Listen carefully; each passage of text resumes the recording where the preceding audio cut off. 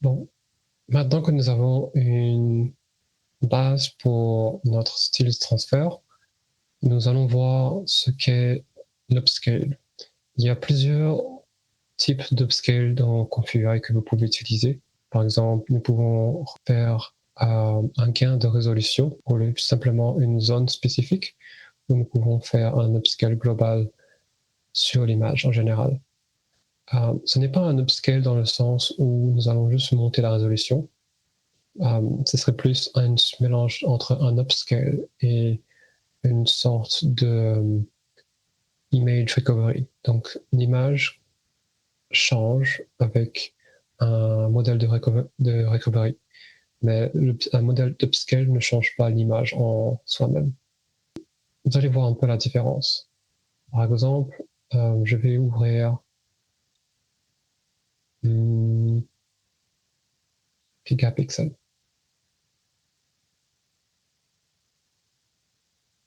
Et ensuite,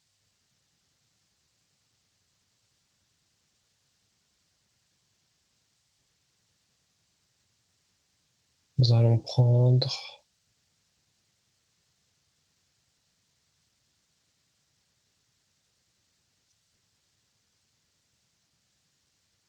OK.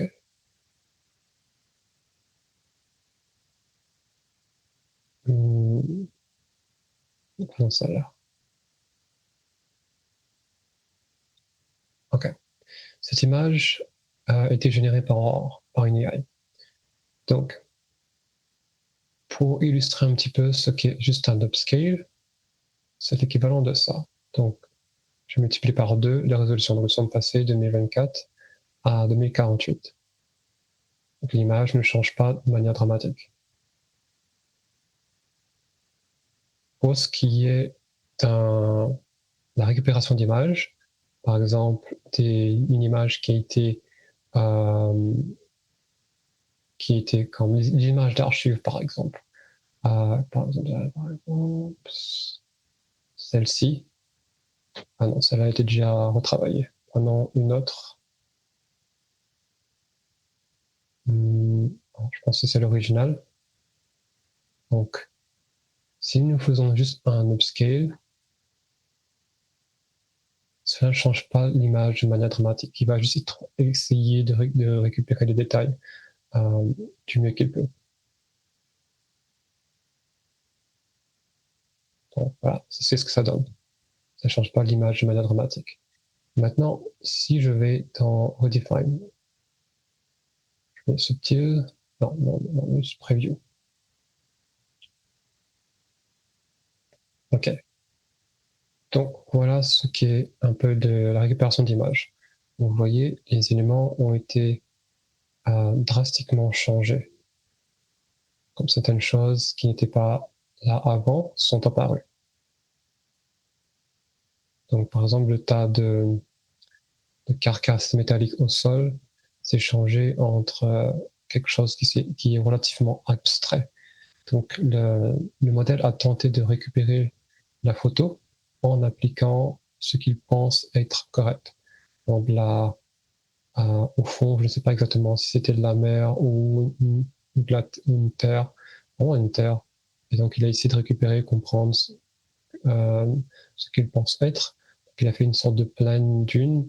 Ici, on dirait une sorte de bande de poissons morts avec quelque chose d'extrêmement abstrait. De même pour les vêtements et les personnes. Donc voilà un peu la différence, selon moi, entre un upscale et un modèle de recovery. Donc essayez de ne pas confondre. Donc on va fermer ça.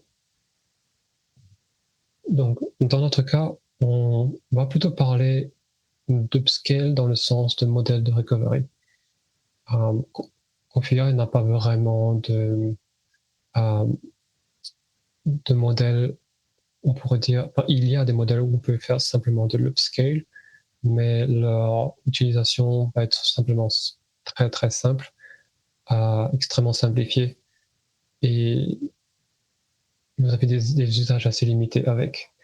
Contrairement au modèle de recovery, on peut avoir des mauvais résultats, comme ce que je viens de démontrer dans Gigapixel, mais vous pouvez également avoir de très bons résultats. Dans le cas des upscales classiques, c'est simplement load, vous pouvez utiliser load upscale model, ensuite image upscale with model chargé et ensuite preview. Donc par exemple, là j'utilise un modèle qui s'appelle Clear Reality V1 qui va faire un upscale par 4. Et ensuite, nous utilisons un image compare pour comparer les deux images.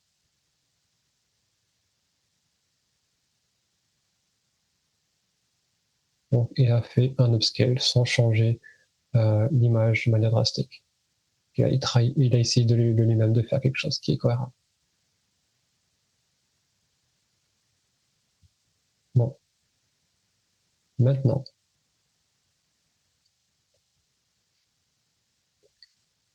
concernant l'image, un modèle de recovery, ceci va être un peu plus complexe. Je vais laisser ça là. Donc, je vais juste faire un bypass. Oh, excusez-moi, je vais activer les touches. C'est un CTRL M pour activer, désactiver. Vous pouvez faire aussi un bypass. Donc, le modèle de recovery, vous avez comme Ultimate HD Upscale et vous avez aussi, si je ne me trompe pas, le Face Detailer. Ces deux nodes ont des usages assez spécifiques. Ils ne font pas la même chose. Ultimate SD Upscale, c'est pour faire un upscale dans le sens de model recovery sur l'image globale.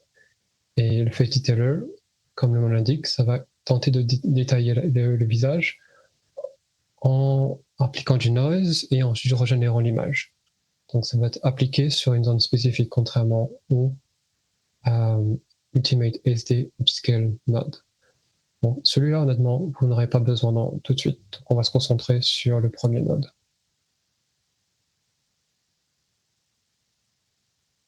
Donc vous allez le connecter, votre image, et ensuite vous connectez votre modèle, connectez votre ombre positive, négative,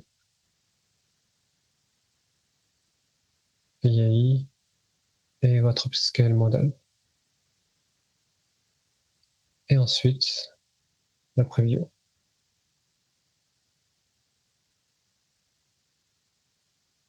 Donc ce qu'il fait, c'est qu'il va faire un upscale de votre image par 2 sur un seed maintenant qui est fixe avec step à 20, un CFG de 8 avec ce sampler et ce scheduler et il va appliquer un noise à une hauteur de 20%. Donc il va essayer de noiser votre image à hauteur de 20%, puis le régénérer, le redéfinir, et en appliquant des tiles de 512 pixels par 512 pixels. Donc ça signifie qu'il va probablement faire, si je ne me trompe pas, à peu près 4 passes. Alors on va voir. Donc il a fait... Oh non, bien plus que ça apparemment. Donc une passe, 2 passes, 3 passes, 4 passes, 5 passes, 6 passes, peut-être 8 alors. 6, 7,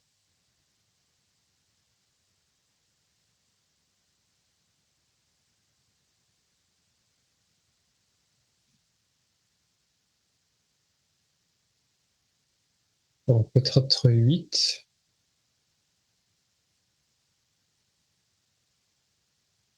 Alors ça continue.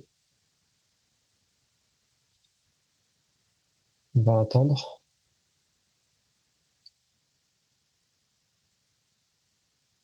Donc il a fait 9 passes.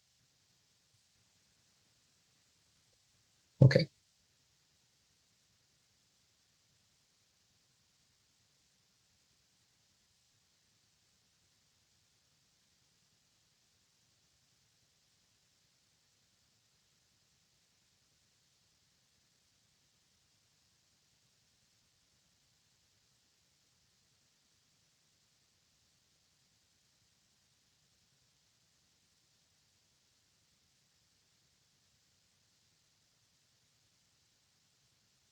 Ok, je vais faire un instant sur. Je vais cliquer sur annuler temporairement.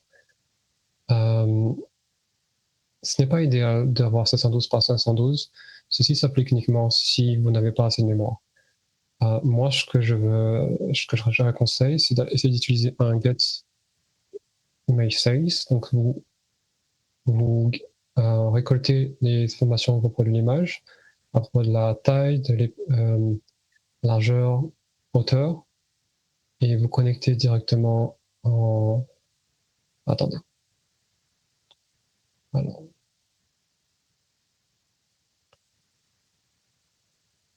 On va fermer ça. Celui-là, on va le déplacer.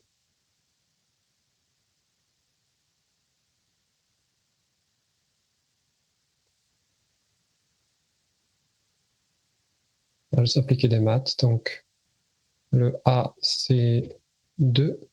Donc, on multiplie par 2. Et ensuite, on fait ceci. Et on fait la même chose là. Voilà. Donc, on demande de multiplier la valeur du 8 et du 8 par 2.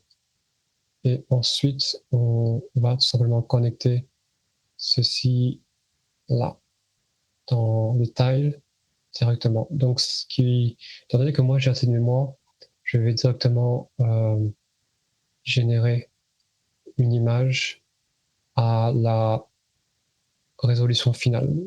Ce qui va en résulter, c'est que j'aurai juste une seule passe à faire, contrairement à 9 passes ou 9 tiles qui sont nécessaires pour calculer l'image totale. Cela va également minimiser les sims qui peuvent être visibles après.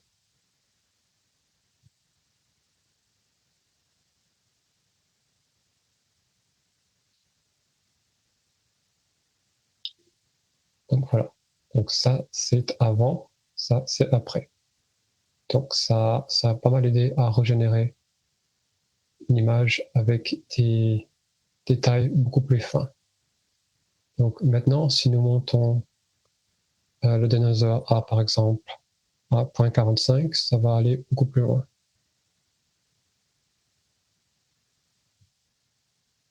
Et bien sûr, cela s'est fait en une seule passe.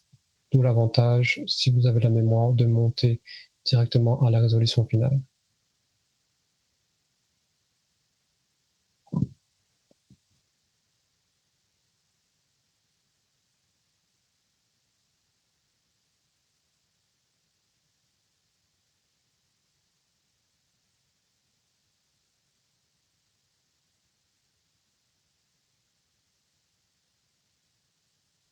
Ok. Donc là, nous avons redéfini l'image encore plus.